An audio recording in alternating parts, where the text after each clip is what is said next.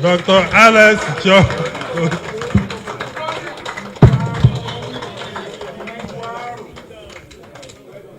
Your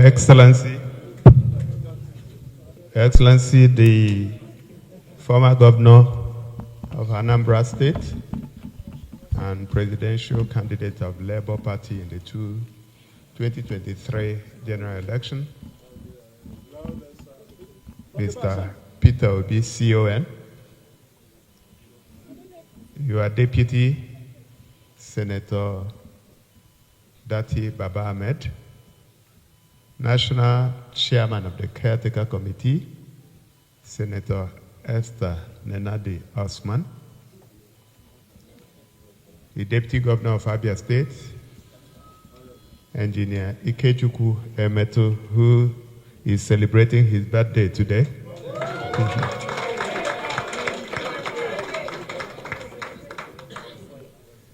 The Speaker, Abia State House of Assembly, Right Honorable Emmanuel Ihoma Emerowa. Please permit me to use you to recognize all members of our different houses of assembly, including the Deputy Speaker, Abia State House of Assembly. Let me use distinguished Senator Victor Ume to reach out to all our senators, both serving and retired, that are seated here. I'd like to recognize the Secretary of the Caretaker Committee, distinguished Senator Darlington Wokocha, the leader of the House of Reps Caucus, Honorable Ogene. Let me use you to reach out to your colleagues, both serving and retired. Distinguished ladies and gentlemen, all our governorship candidates and other candidates of Labour Party who are here, I want to welcome you and thank you for finding time to be here in person. On behalf of all of you, accept the apologies of the chairman of the Caretaker Committee. I think she may have been overwhelmed because the time I checked, I understood that the register said there will be no more than 40 or 50 people here. But then I think the interest that has been shown on the Labour Party itself and then the judgment that was passed last Friday got a lot of people here. So I want to accept your apologies, and I know you're a woman of excellence. I want to say, like I had said before, that it is a welcome relief that the Supreme Court gave the judgment that they gave on Friday, whose certified true copy just arrived minutes ago, the 48 pages.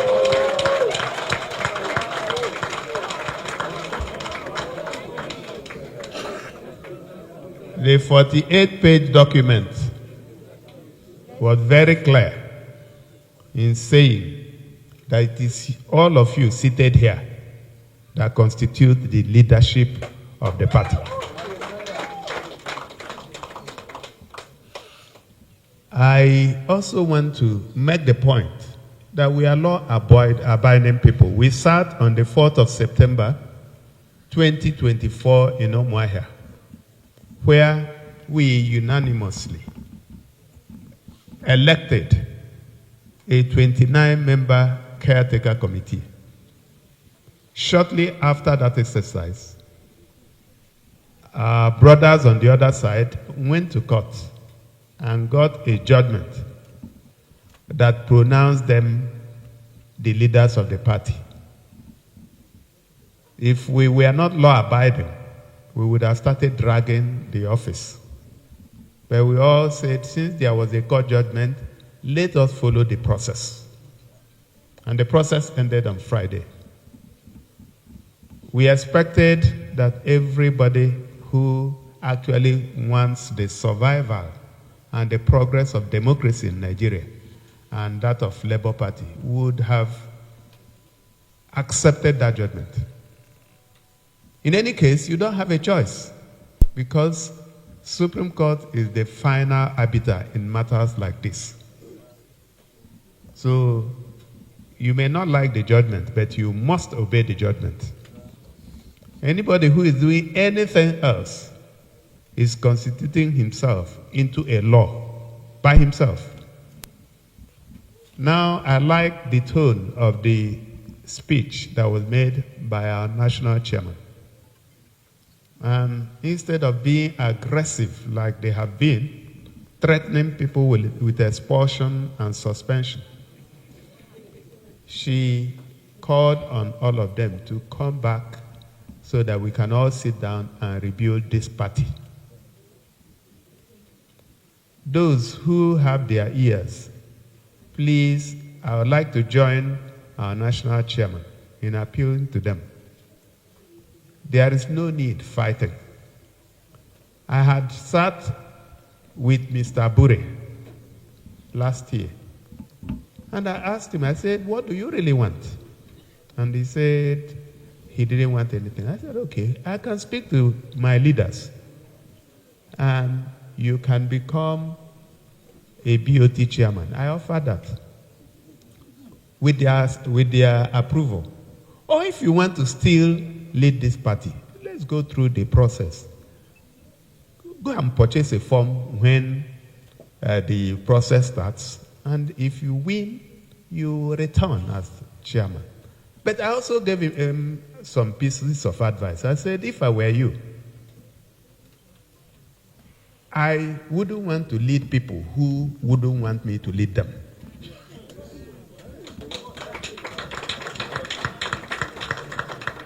So if you come into this kind of room and I present myself and I said I want to be your chairman, and you say you don't want me to be, there is no way I can impose myself.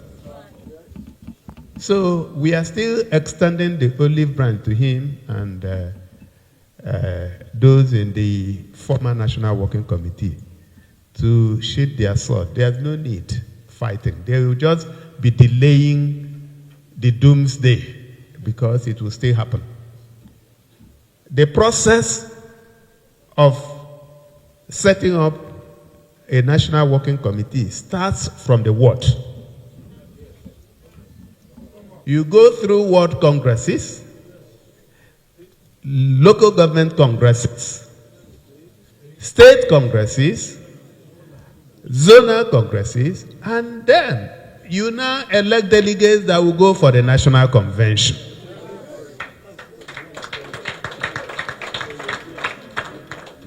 You cannot start, if you want to build a 3-story building, you cannot start from the 3rd floor. You must start from foundation.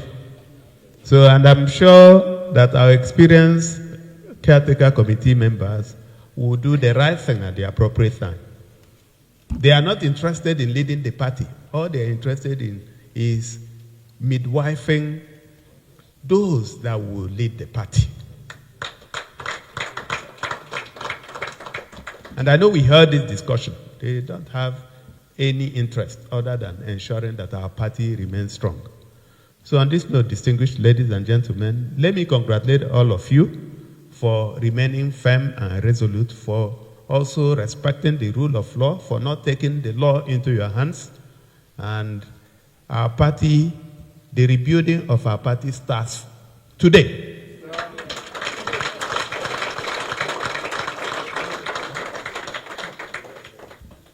I want to also commit that I will stand by the caretaker committee. I will support them anyhow I can to ensure that the process is completed in no distant future so that our party can take off. Thank you very much for listening. God bless you. Your Excellency, I just wanted to bring us all to speed about the certified true copy of the judgment that was just released not too long ago, signed by Honorable Justice John Okoro Enyam. Like I said, it's a 48-page document. From page 47. So by the time you finish listening to this, all the manipulations and the lies would take flight. The three issues submitted for determination, and I'm quoting, are hereby jointly resolved in favor of the appellants. And the appellants are Distinguished Senator Esther Nenade Osman and Distinguished Senator Darlington Wokocha. It goes further. In summary, both the trial court and the court below had no jurisdiction to entertain the suit of this first respondent. Whitman Relief, and first respondent is Abure. Whitman Relief, as they both rightly observed, was inserted as relief number 5, as though it was an appendage. Consequent upon the foregoing, the decisions of both trial courts and the court below, recognizing Barrister Julius Abure as the national chairman of the first respondent, are hereby set aside, and suite number FHC is hereby struck out for want of jurisdiction. In the same vein, the first respondent's cross appeal in appeal number being an offshoot of the same judgment of the court below, is hereby dismissed. Before I am done, may I admonish political parties and their members to endeavor to always allow their constitutions, rules, regulations, and guidelines to guide them in choosing their officers as well as candidates. That way, incessant internal rifts, which always find their way to court, will be reduced. If the constitution of a political party has prescribed duration for tenure of office of an officer, such officer should be humble enough to live at the expiration of the tenure. In the final analysis, I find this appeal to be meritorious and is hereby allowed. Parties shall bear their respective course. Appeal allowed in very, very clear sentence. Signed, John Enya Okoro, Justice of the Supreme Court. Need we say more? No. Thank you.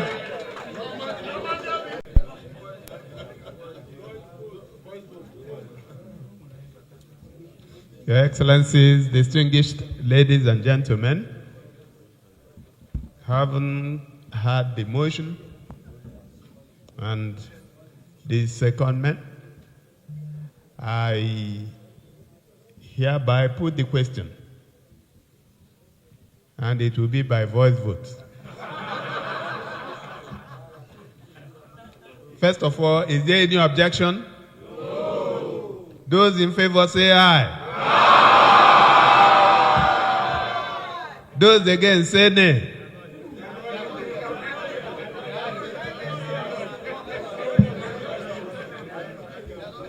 All right, I won't go the way of some.